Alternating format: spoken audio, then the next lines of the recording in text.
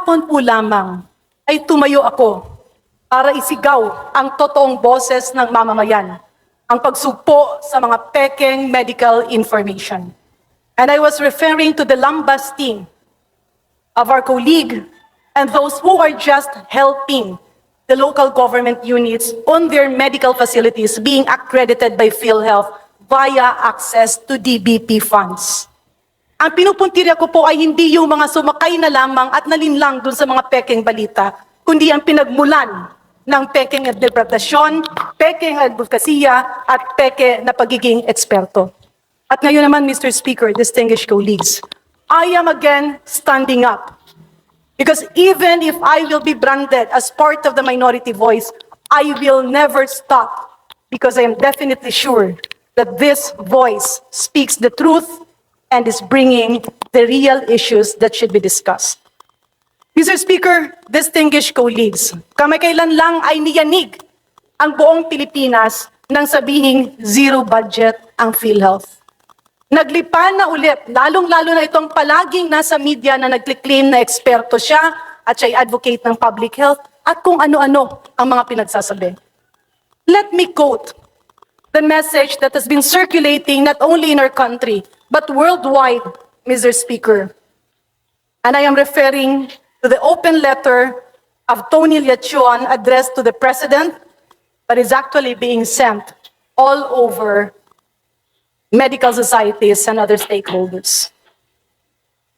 Let me focus, Mr. Speaker, on his statement, which actually says and implies that health is not a priority of this administration, and that health is not a priority of President Bongbong Marcos. This is a big lie. Malaking kasinungalingan para lang ulit mapunta sa headlines, para lang ulit makakuha ng airtime. I am not saying this, Mr. Speaker, because I'm a member of Congress, but I am standing up.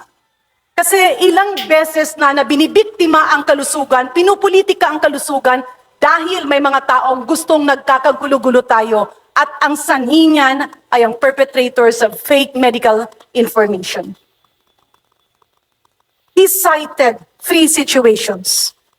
And to quote, Mr. President, imagine the faces of those you serve. A mother cradling her 5th-year child in the corridors of an overcrowded hospital, unable to afford even the most basic medication. A farmer in the provinces walking miles to a rural health center only to be told there are no funds for dialysis sessions. An elderly man who contributed to PhilHealth all his life, now begging for help as mounting hospital bills eat away his family's savings. And he further mentioned, these are not just statistics, these are real people. And the government is being poised to deprioritize healthcare in favor of unprogrammed appropriations and the ayuda para sa kapos ang kita program.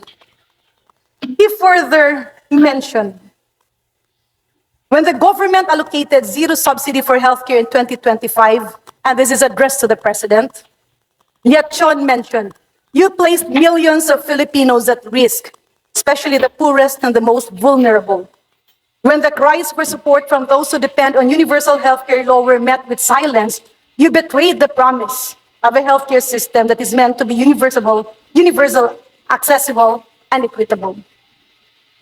He further mentioned that this is not about politics anymore, Mr. President, but this is about lives and Filipino lives.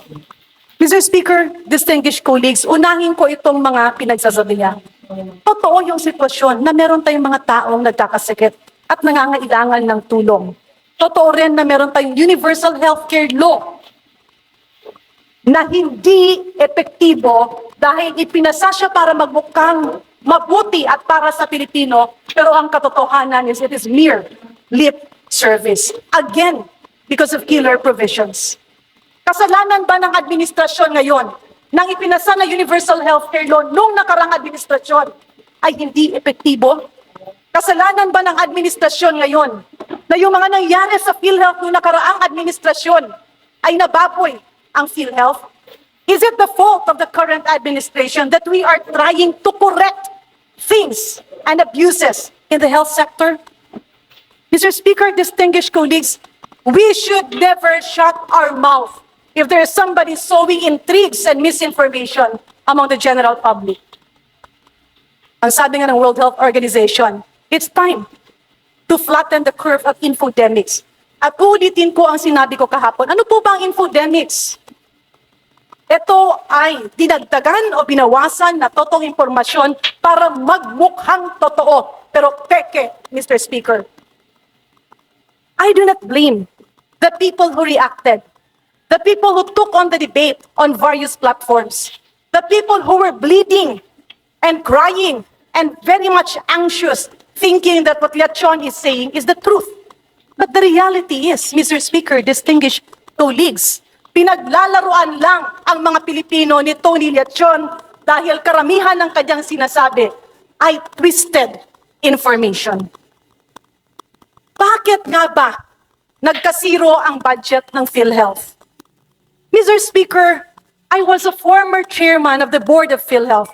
Yes, I was with PhilHealth for only over a year. But my eyes were open to many things happening inside that had to be corrected. Reforms were made. In fact, even in policies of PhilHealth, 8 major reforms were made, including to curb fraud and to make it responsive to our people. Pero ano ang nangyari? Nung pumasok ang nakaraang administrasyon, pinaliktad lahat ito. Noong 2017 at 2018, nagpakasaya ang ilang opisyal ng PhilHealth by distributing PhilHealth money and making this as excessive allowances. Andun yung isang PhilHealth president na nakatira sa hotel. Kaliwat kanan ang mga sumusobrang benepisyo, hindi para sa tao, hindi para sa miyembro, kundi para sa kanilang mga sarili. Andun yung napakamahal na COVID testing that was actually depleting the funds of PhilHealth. Pero hindi naman talaga nabibigay yung tamang serbisyo ayon sa mga sakit na kailangan ng tao. Andun yung interim reimbursement mechanism na yan ang totoong pamumulitika kung saan ang pera ng PhilHealth ay pinamigay na ang PhilHealth ay nagbukhang kapitalista sa mga pribadong ospital na hindi naman tumatanggap ng pasyente. At ano ang nangyari, Mr. Speaker? No accountability. Is IRM illegal? Definitely. Dahil ang pera ng PhilHealth, kapag yan ay binayad na as premium, yan ay pera na ng mga miyembro para kung ikaw ay magkasakit. Hindi yan pwedeng ipautang, hindi yan pwedeng gawing pangkapital, hindi kapitalista ang PhilHealth, kundi ito ay government insurance. Non-profit at that, Mr. Speaker. So bakit ngayon, habang inaayos natin ang puso ng kalusugan, which is actually the primary energy and adrenaline that makes healthcare sustainable. Kasi maski ilang ospital pa ang ipatayo natin, maski ilang tao pa at healthcare workers ang ating i-hire. But if we do not have an effective, efficient, and responsive PhilHealth, this can never make universal healthcare applicable. Dahil ang PhilHealth, ang puso na nagpapaikot sa lahat ng investments on health, be it national, be it local, be it private, or be it government. Ngayon, bakit natin uulanin at tatadtarin ng kasinungalingan ang mga taong gustong sugpuin at ayusin ang PhilHealth? Why are we depriving PhilHealth of major changes that will actually put things in their proper perspective? Unahin na natin, meron bang pera ang PhilHealth? Yes. As mentioned earlier, and which is still ongoing with the Committee on Good Government, there is around 500 to 600 billion funds in PhilHealth. Mawawala ba? Malulusaw bang PhilHealth? No. Pero balikan natin ang punot dulo ng mga problemang ito. Ano ba ang binibigay ng national government sa PhilHealth? We call it subsidy in appropriations terminologies. But in medical terminology, this is actually payment of premium. Dahil insurance po ang PhilHealth, dalawang klase po ang nagbabayad nito. Una, yung direct contributors o yung mga sinasabing miyembro ng PhilHealth na nagbabayad ang kanilang opisina o ang kanilang sarili. Pangalawa, yung mga indirect contributors. na nakasaad sa batas yung ating mga 4Ps, yung ating senior citizens, yung mga nasa pamana, yung mga iba't iba pa dyan na minandate ng batas na babayaran ng gobyerno ang PhilHealth. In other words, the national government is putting forward annual budget to PhilHealth to enroll on an annual basis yung mga walang kakayahang bayaran ang kanilang premium at sang-ayon sa batas ay binabayaran ng gobyerno through DOH then PhilHealth.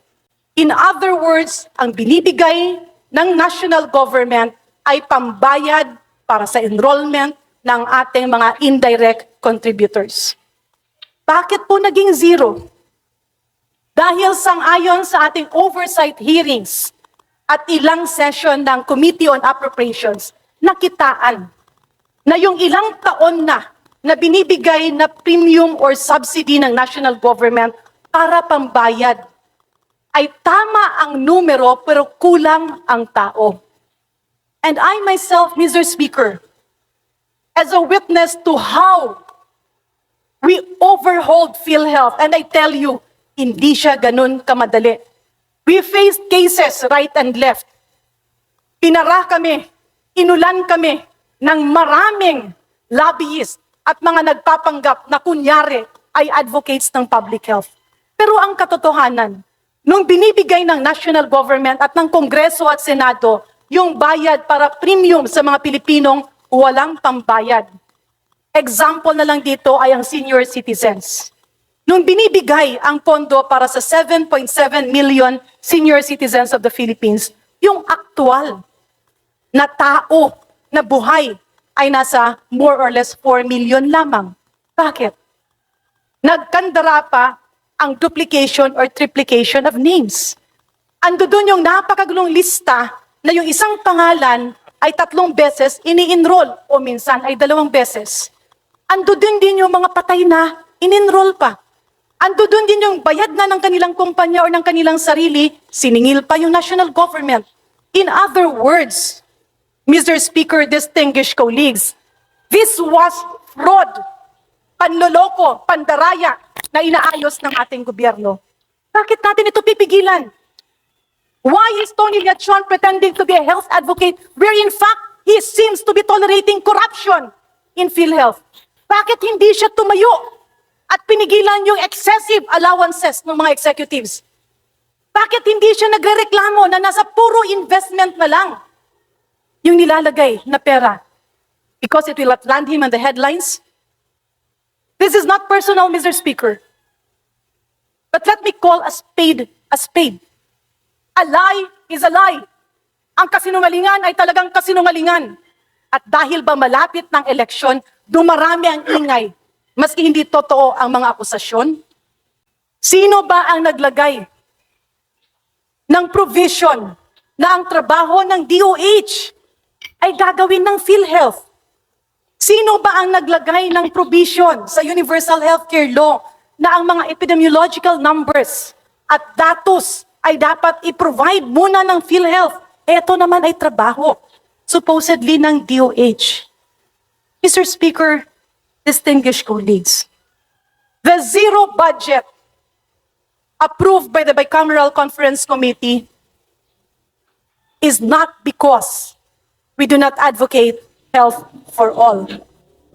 The zero budget is meant to realign the funds to make healthcare sustainable.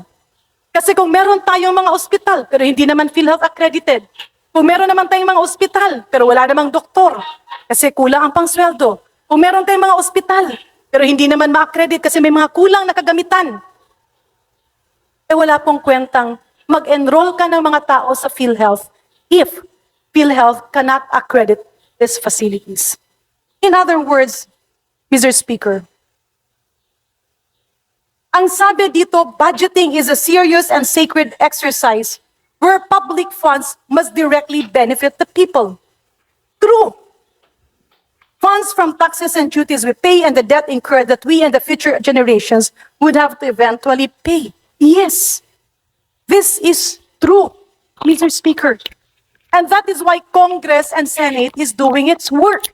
Hindi po pwedeng patulugin ang pera ng national government sa PhilHealth kung wala itong mga mukha na may papakita na kailangan i-enroll. Hindi pwedeng patulugin ang pera at kumita ng ilang interest sa bangko na mapupunta sa PhilHealth pang gastos sa kanilang dagdag na mga bonuses. Hindi pwede, Mr. Speaker, distinguished colleagues, na papayagan natin maimpluwensyahan yung utak ng ating mga kababayan dahil meron tayong mga naglaganap na peking eksperto na kapag lumalabas ay napapaniwalaan ng tao. Why? Because they have mastered the art of infodemic. They have mastered. Magdamit ka lang ng maayos, magkunyari kang eksperto, ayun, akala mo totoo na. I am standing up, Mr. Speaker, distinguished colleagues, because health is the adrenaline of our life. It is the core of every movement of a community. And if Lechon is saying that he needs a president who stood for the people and not the one who turned away from them in their time of greatest need, then he is knocking at the wrong door. He is knocking at the wrong people because it takes extreme political will to reform PhilHealth. The syndicate that has been embedded in that institution is far from description, Mr. Speaker. Only a president and a government with extreme political will can overturn the events. Hindi po natin pwedeng itolerate ang mga ganito. Hindi natin tinatanggalan ng pondo ang PhilHealth. We are just allowing it to spend for the people what is intended for the people and what should be by the people. With that, Mr. Speaker, distinguished colleagues, napakarami pa ng gusto kong isawalat sa mga nangyayari sa PhilHealth. Napakarami pa ng dapat ayusin. Pero huwag tayong magpalinlang at huwag tayong magpadala-dala dun sa mga nagsasabing ito ay anti-people, ito ay anti-health. Again, Mr. Speaker, let us crush infodemic. Let us crush fake experts. Let us crush fake medical information because this will bring us to nowhere. PhilHealth will continue to exist. PhilHealth will continue to live and serve us, but PhilHealth needs to be spanked a little because they have to police their ranks. Thank you, Mr. Speaker.